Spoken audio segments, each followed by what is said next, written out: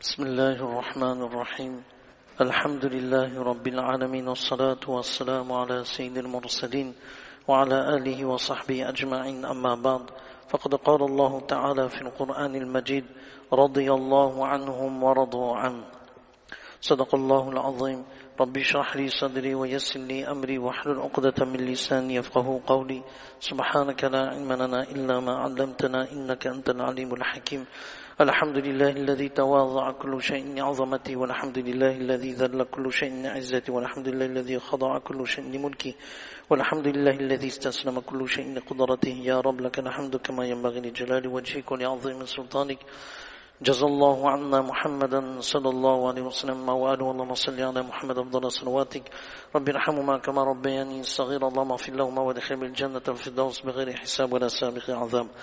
Toutes les louanges appartiennent à Allah subhanahu wa ta'ala, le tout clément, le très miséricordieux, celui qui nous a permis de s'asseoir pour faire un rappel sur les compagnons radiyallahu anhum, les compagnons radiyallahu anhum qui ont donné leur vie, qui ont donné leur bien, leur temps pour obtenir ce trésor de ce kalima la ilaha illallah.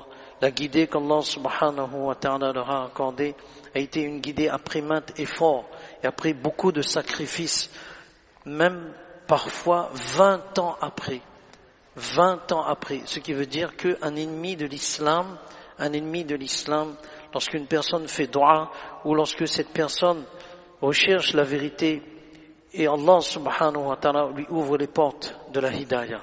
Donc jamais juger une personne, on ne sait pas, Allah subhanahu wa ta'ala seul sait, Wallah, si la hidayah n'est pas écrite pour cette personne, alors tu sais seul comment agir avec cette personne. Nous, on doit avoir toujours ce fikr, ce souci, comme Rasulullah sallallahu alayhi wa sallam, comment une personne, par notre intermédiaire, puisse embrasser l'islam. Adi ibn Hatim al-Ta'i, radiyallahu anhu, qui était un roi arabe de cette période d'avant Rasulullah sallallahu alayhi wa sallam, qui a hérité le royaume de son père, Adi ibn Hatim al-Ta'i, radiyallahu anhu, qui aura 20 ans d'animosité envers Rasulullah sallallahu alayhi wa sallam, bien avant l'avènement de Rasulullah sallallahu alayhi wa sallam. Et Adi ibn Hatim al-Ta'i radiyallahu anhu, qui par l'intermédiaire de sa sœur connaîtra la lumière de la hidayah, de la guidée. Alors Adi ibn Hatim était un roi. Et lorsqu'il a entendu parler de Rasulullah sallallahu alayhi wa sallam, regardez, lorsque l'objectif est autre que l'au-delà, l'objectif, lorsqu'il est terrestre, il reste terrestre et il reste bas. Mais lorsque l'être humain, il s'élève, il trouve la voie de sa réussite, la voie de son succès dans ce monde et dans l'autre monde. Donc, lorsqu'il a entendu parler de Rasulullah sallallahu alayhi wa sallam, sans voir Rasulullah sallallahu alayhi wa sallam, il va avoir une animosité. Pourquoi? Parce que peut-être Rasulullah sallallahu alayhi wa sallam, il est venu pour me rivaliser avec mon pouvoir. L'histoire se répète. Le pouvoir, l'ambition, tout ce qui concerne l'ego, lorsqu'il reste cantonné dans ce centre-là, on n'avance pas. Et Adi ibn Hatim al-Ta'i radiyallahu anhu, il va se dire, Rasulullah sallallahu alayhi wa sallam, il est venu pour me rivaliser avec mon autorité. Et Adi ibn Hatim al-Ta'i radiyallahu anhu, lui, il avait cette habitude, étant roi, donc ce que son peuple, quelle injustice, ce que son peuple recevait comme butin, il prenait le quart de ce butin. C'était automatiquement pour lui. Et lorsqu'il va entendre la venue de Rasulullah sallallahu alayhi wa sallam, il va dire à son serviteur, écoute, si tu entends que la cavalerie de Rasulullah sallallahu alayhi wa sallam arrive dans notre région, prépare ma chamelle et dis-moi lorsque tu entends de sa venue, parce que je vais partir. Je vais quitter ma famille. Et ce qui est arrivé, son serviteur est venu lui dire, écoute Adi, si tu dois faire quelque chose, fais-le maintenant. Parce que la cavalerie de Rasulullah sallallahu alayhi wa sallam arrive. Donc il prépare sa monture, il prend ses enfants, il prend son épouse, etc. Mais il oublie une personne. Il oublie sa sœur. Allah subhanahu wa ta'ala a voulu que sa sœur reste là, et il part vers maintenant, on avait dit la semaine dernière, lorsqu'on parle de l'Irak, c'est les Perses. Et lorsqu'on parle de la Syrie, la Jordanie, ce sont les Byzantins. Donc, parce qu'il était chrétien. Adi radiallahu était chrétien. Et il va rejoindre cette région de la Syrie, de la Jordanie, là où les chrétiens sont installés. Et là, lorsqu'il arrive proche de l'endroit où il doit camper, il passe en revue, il dit, mais j'ai oublié ma sœur. Donc il ne peut plus faire marche arrière, parce que c'est trop tard. Rasulullah sallallahu alayhi wa sallam, parmi les captives, il y a sa sœur. Et comment Rasulullah sallallahu alayhi wa sallam va agir? Sa sœur, lorsque il y a un coin dans la Masjid Nabawi qui était réservé là où les prisonniers et les prisonnières pouvaient rester séparés. Mais quel était le but? Le but, c'est de regarder, ne pas écouter les rumeurs, mais regarder comment les musulmans vivent. Parce que l'œil qui voit permet au cœur de voir. L'œil qui voit permet au cœur de voir la vérité. Et là, la sœur, elle voit comment les musulmans vivent. Et tout de suite, elle va saisir cette opportunité de dire à Rasulullah sallallahu alayhi wa sallam, lorsque Rasulullah passe devant elle, elle va dire, Ya Rasulullah, mon père est décédé, je n'ai personne. Celui qui devait venir me chercher, il n'est pas là. Alors, fais preuve de miséricorde, qu'Allah fasse preuve de miséricorde envers toi. Il dit, mais qui est celui qui devait venir te chercher? Il dit, mon frère. Ah, celui qui a fui Allah et son Rasul sallallahu alayhi wa sallam. Et le Rasul sallam continue son chemin. Le deuxième jour, le Rasul sallam repasse devant la sœur de Adi radiallahu anhu, et la sœur réitère sa demande. Ya Rasulallah, fais preuve de miséricorde, laisse-moi partir. Alors, Rasulullah sallam lui pose les mêmes questions. Mais où est celui qui devait venir te chercher? Il n'est pas venu. Troisième jour, elle sait maintenant, elle ne dit plus rien. Mais c'est là où quelqu'un de derrière lui fait signe, demande. C'était Hazrat Ali radiallahu anhu. Hazrat Ali radiallahu anhu lui fait signe, redemande à Rasulullah sallallahu alayhi wa sallam. Et là, elle réitère, dit, Ya Rasulullah, fais preuve de miséricorde, je voudrais partir. Rasulullah sallallahu alayhi wa sallam, je t'ai accordé ta liberté. Mais seulement, tu vas pas retourner toute seule. Il faut que une caravane passe, va en Syrie, et ce sera ta tribu, et tu seras saine et sauve. Là, il y aura quelqu'un pour t'emmener, il n'y a pas de problème. Mais pour l'instant, tu restes avec nous. Et lorsqu'une caravane passe, donc c'est sa tribu, parmi les hommes de sa tribu, elle part, Rasul sallam lui donne les vêtements, Rasul sallam lui donne de quoi se nourrir et les choses que Rasulullah sallam fait cadeau à sa sœur. Et elle retourne. Lorsque la sœur retourne, la première chose, et pendant ce temps, oui, Adi radiallahu anhu prend nouvelle chaque fois des caravanes. Oui, ma sœur, où est-ce qu'elle est, ma sœur? Et on lui dit que Rasul sallam est en train de traiter ta sœur incroyablement bien. Il dit non, c'est pas possible. L'homme que je déteste, il agit ainsi envers ma sœur. Il dit, mais c'est pas possible. Il faut que, lorsque sa sœur arrive, la première chose, sa sœur va lui dire, mais comment peux-tu abandonner ta famille? Comment peux-tu m'abandonner? Et là, Adi radiallahu anhu, il s'excuse, il dit non, calme-toi. Et donc, ils reprennent la conversation. Il dit, comment tu as trouvé cet homme? Elle dit, cet homme, c'est le meilleur des hommes. Celui qui a toujours agi. Je te conseille, toi, ô Adi, de pouvoir le rencontrer et d'embrasser l'islam. Parce que si tu es le premier parmi les premiers à embrasser l'islam, tu connaîtras les bienfaits. Et si tu es un roi, jamais tu seras humilié. Tout de suite, Adi radiallahu anhu, il prend sa monture, il se prépare.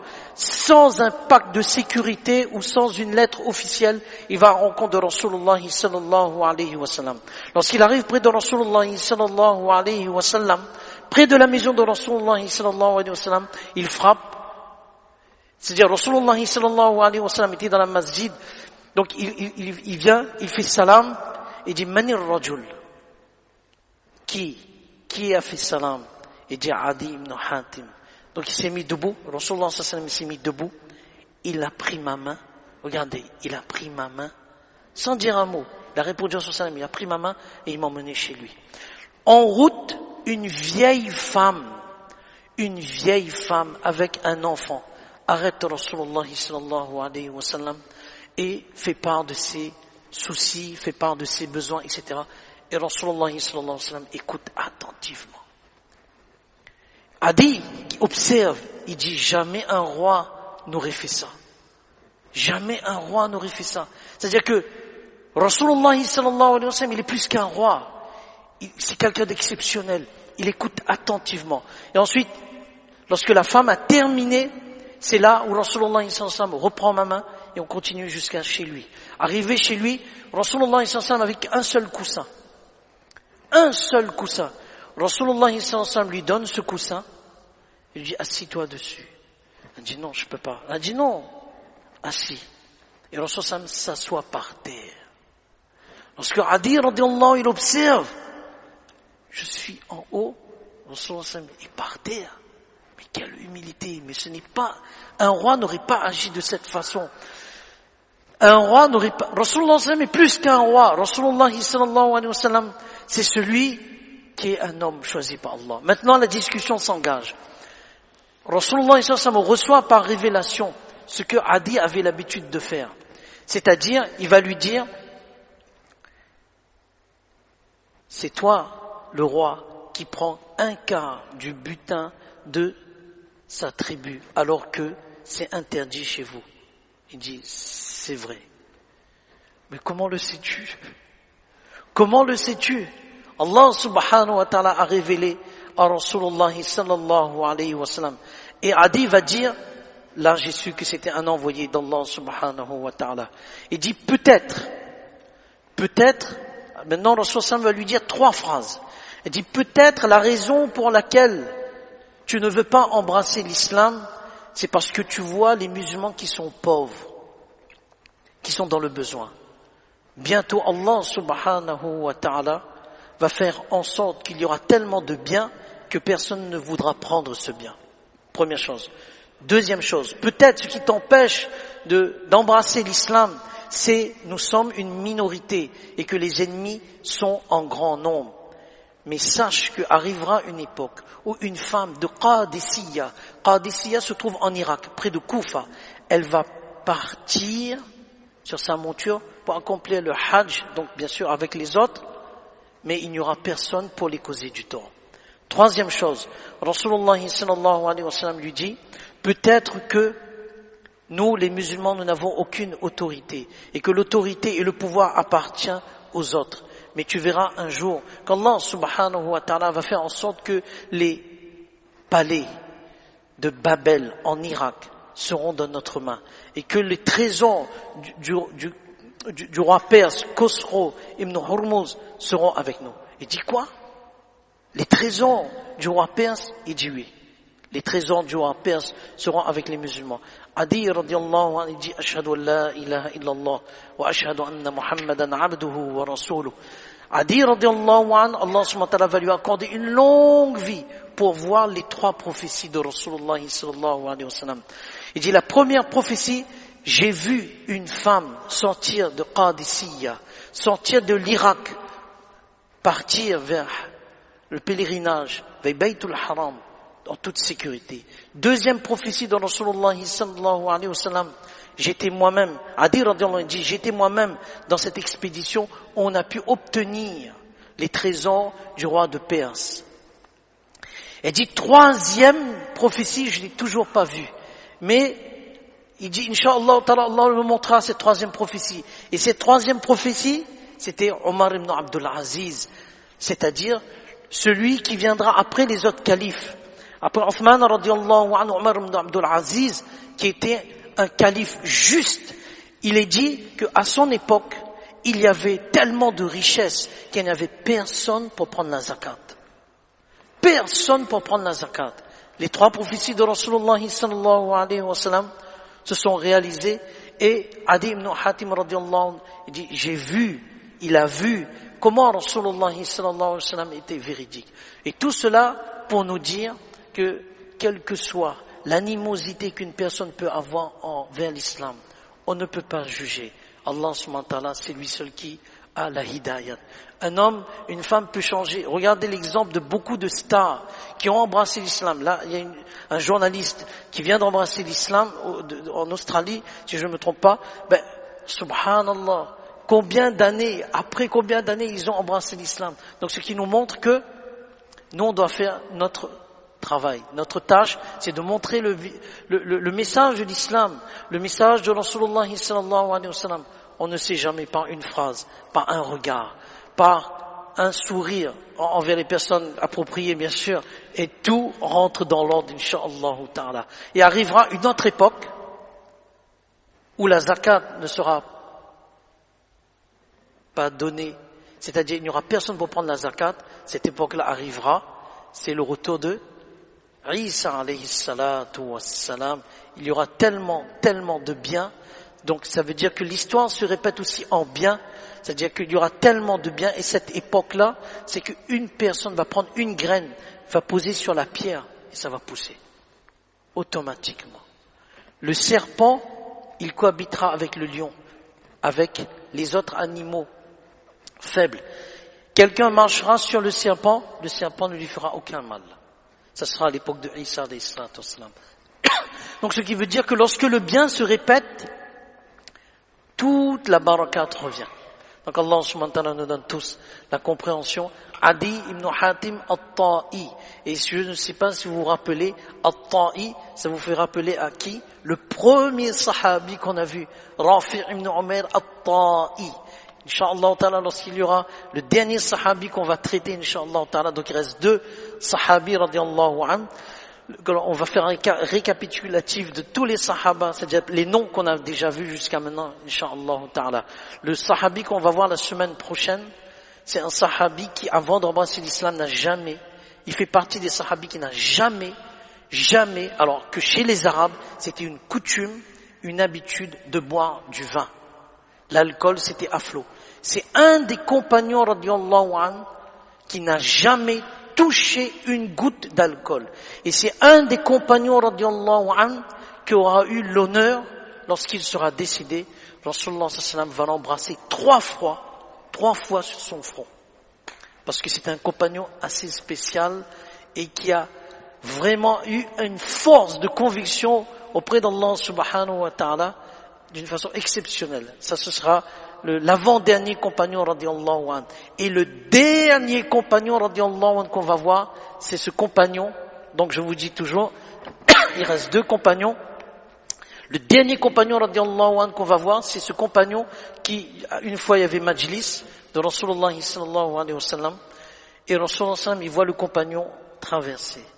Et ce compagnon-là, il a ses savates dans la main gauche, et Rasulullah sallallahu alayhi wa sallam, il dit, vous allez voir arriver là un homme du paradis. Et il voit, tout le monde regarde, mais c'est qui? Il voit. 2e jour pareil, 3e jour pareil. Amr bin As dit, moi je vais espionner quelle action il fait. Et c'est ce compagnon-là que un verset qu'on lit, d'habitude, qui a été révélé. À cause de ce compagnon-là. Voilà, on a vu les 2 derniers compagnons. On vous a donné un petit aperçu. Allah subhanahu wa ta'ala nous accepte tous. Et Allah subhanahu wa ta'ala fasse que ce soit des modèles pour nous, incha'Allah ta'ala. Fajazakumullah khairan sanan jaza. Subhanallah wa bihamdihi, subhanakallah wa bihamdihi. Ashhadu an la ilaha illa anta astaghfiruka wa atubu ilayk. Subhana rabbika rabbil izzati amma yasifun, salamun alal mursalin, walhamdulillahi rabbil alamin. Jazakumullah khairan sanan jaza.